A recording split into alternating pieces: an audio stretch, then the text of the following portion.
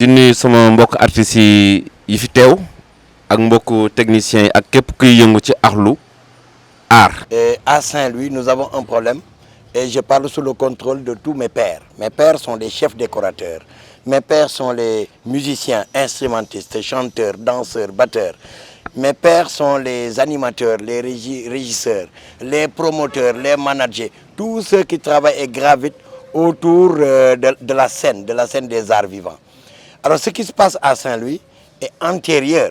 C'est un phénomène, c'est un problème qui est bien antérieur au Covid-19. Le Covid est venu, le coronavirus, comme simple prétexte pour aggraver la situation. Mais cette situation, nous la vivions déjà.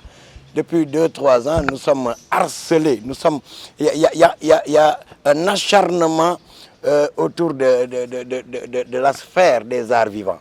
Parce que le préfet, le gouverneur, ils pondent des arrêtés qui arrêtent toutes les prestations dans les salles de spectacle, les concerts, à 23h. Je ne dis même pas minuit, à 23h. Nous, on sait que partout, ça se fait partout. C'est un délit. On sait que c'est du tapage nocturne. Ça se fait aux États-Unis, au Burkina Faso, en Allemagne, partout au Mali, à Dakar, à Thiès. Mais pourquoi ces lois ne sont qu'appliquées réellement à la lettre qu'à Saint-Louis? Ce sont des lois. Il n'y a que Saint-Louis qui applique ça. Alors nous en déduisons que les autorités administratives de Saint-Louis, d'abord, c'est des gens qui ne comprennent pas, ce que c'est que l'art et ce que c'est que la culture, et qui nous tuent. D'abord, nous avons vécu pour le coronavirus, nous sommes victimes du coronavirus comme tout le monde, et nous devions être favorisés pour plusieurs raisons. D'abord parce que nous avons combattu. Nous sommes des parangons, des modèles. Nous avons combattu. Il n'y a pas un artiste ici, dans la zone Saint-Louis, qui peut dire que moi, je n'ai jamais fait de single ou de sketch pour combattre, pour contribuer à la lutte contre le coronavirus. Et nous l'avons fait sans argent. Il y a eu le fonds Covid, il y a eu l'appui de la SODAV. Mais c'est dérisoire, ces sommes-là. C'est dérisoire, et même si nous apprécions, c'est dérisoire par rapport à ce que nous vivons. Nous sommes des pères de famille. Nous sommes des pères de famille, nous aussi, nous payons nos factures. Nous avons aussi les frais d'écolage pour nos enfants. Nous avons aussi la dépense quotidienne. Nous avons tout le social. Et pour rire, j'ai dit que nous perdons même du poids. Je le dis pour rire parce que je suis un artiste, mais c'est une réalité. Nous dire que nous perdons du poids parce qu'on nous harcèle, on nous empêche de manger, on nous empêche de vivre. Alors nous avons créé ce collectif. Un collectif spontané qui regroupe toutes les sphères de la vie culturelle, artistique à Saint-Louis, avec même aussi les tenanciers des zones, des lieux qui nous abritent, qui abritent les concerts. Et nous disons, on ne va pas accepter ça. On ne va pas accepter. Mais nous sommes dans un principe régalien, nous sommes républicains. On ne va pas agir en hors la loi. Nous savons qu'il y a des lois, nous respectons la constitution de ce pays-là.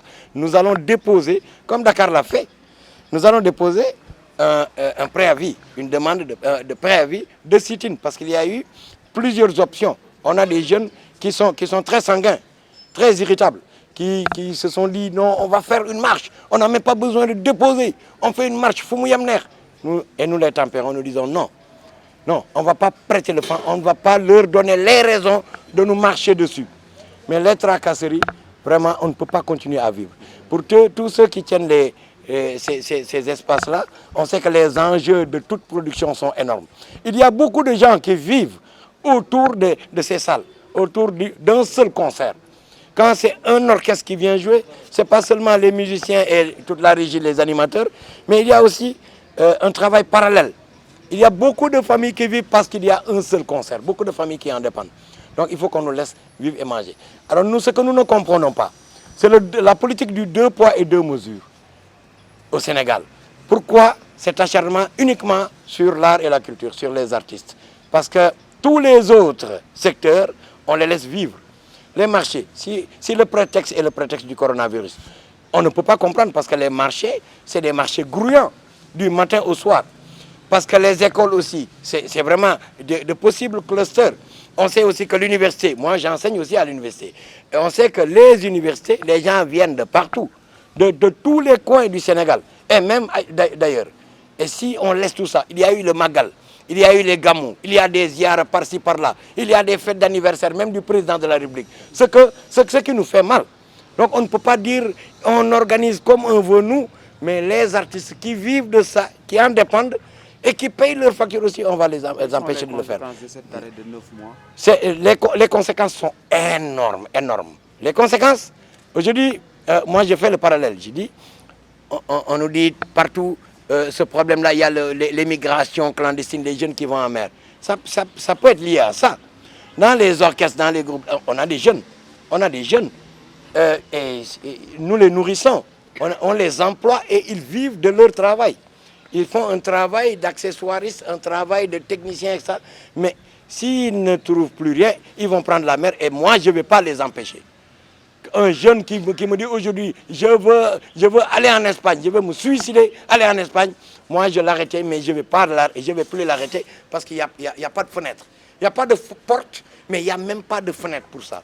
La seule fenêtre qu'on peut nous donner, laissez-nous manger, laissez-nous travailler pour vivre. C'est cela la dignité. L'appel que vous lancez au ministre de la Culture et au président de la République? Le président de la République, c'est le père de la nation.